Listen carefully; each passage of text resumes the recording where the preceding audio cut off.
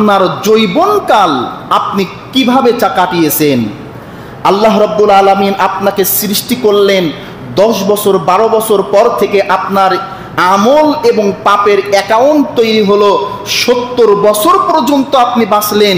এই 12 থেকে 70 বছর পর্যন্ত আপনি আপনার জীবনটা কিভাবে চালালেন।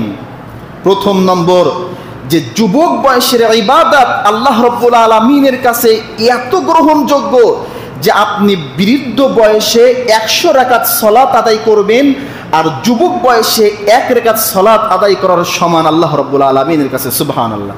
তার মানে যুবক বয়সে যৌবনকালের ইবাদত আল্লাহ রাব্বুল আলামিনের কাছে সবচাইতে গ্রহণযোগ্য।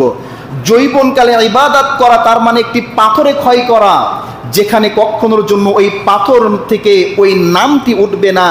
আর বৃদ্ধ বয়সে কোনো কিছু শিখা আর সালাত আদায় করা, ভালো আমল করা, সাগরের পাশে বালু আছে, ওই বালুতে নাম লিখলেন, ঢেউ এসে ওই বালু থেকে নামটা মুছিয়ে দিল, এটাই হচ্ছে সমান।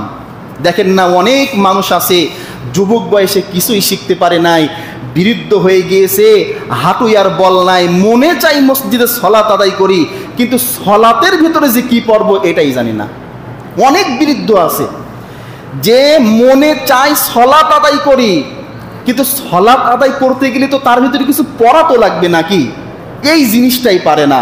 তার মানে একটি জিনিস আপনি ভালো করে মনে রেখেন, আপনি বৃদ্ধ হয়ে গিয়েছেন বিধায় যে আল্লাহর দয়া আপনার উপর আসবে এই চিন্তা আপনি করেন না। আপনার বয়স 50 প্লাস হয়ে গিয়েছে, আপনার মন পরিবর্তন হয়ে গিয়েছে, সালাত আদায় করবেন। এখন সালাতের ভিতরে আপনি কি পড়বেন নিজেও জানেন না, আপনি মনে করছেন আল্লাহ ক্ষমা করবে। আল্লাহর দয়ার ভান্ডার এত সহজেই পড়ে নাই। আপনার চাইতে আল্লাহকে ডাকার মতন, শুকরিয়া আদায় করার মতন অনেক পশু প্রাণী আল্লাহর শুকরিয়া আদায় করার জন্য প্রস্তুতি গ্রহণ করছে।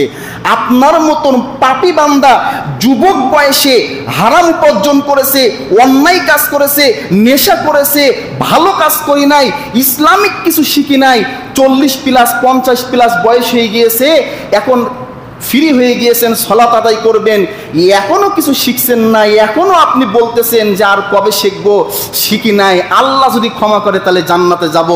আল্লাহর দয়া এত সহজ হয়ে নাই। কাজেই যারা যুবক আছে এখনই শেখেন, আর যারা বৃদ্ধ হয়ে গিয়েছেন, বয়স হয়ে গিয়েছে অনেক, এখনো যারা পারেন না তারাও শেখেন। পারি না বলে কিয়ামতের দিবসে বাঁচতে পারবেন না। আপনি যদি শিখতে শিখতে যদি মরে যান যে আমি 40 প্লাস বয়স হয়ে গিয়েছে, যুবক বয়সে শিখি নাই, কিন্তু এখন আমি চেষ্টা করতেছি, তার মানে আপনি বেঁচে গেলেন, কারণ আপনি শেখার চেষ্টা করতেছেন, আল্লাহ আপনাকে হেদায়েত দিয়েছে। এখনও যদি বলেন আমি পারি না, নামাজের ভিতরে কি পড়ব নিজেও জানি না, তাহলে আপনি শিখবেন কবে?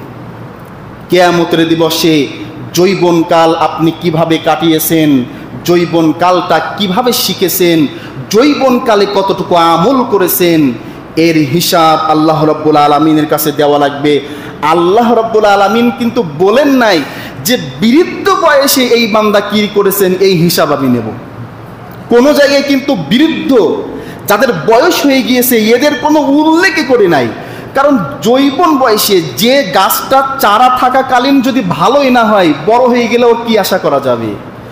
যে সময় চারা ছিল, গাছে পানি দেওয়া হয় নাই, ওই গাছটা পুষ্টি সম্পূর্ণ হয় নাই, তাহলে ওই গাছের দ্বারা কোনো কিছু আশা করা যায় না। কাজেই আল্লাহর রাসূল এবং আল্লাহ রাব্বুল আলামিন বৃদ্ধ যারা বয়স হয়েছে তারা কিভাবে চলবে এই কথা বলেন নাই, সর্বদা সময় যুবকদের কথা বলেছেন। কাজেই যারা এখনো পর্যন্ত শিখতে পারে নাই তারা শিখার জন্য চিন্তা করেন।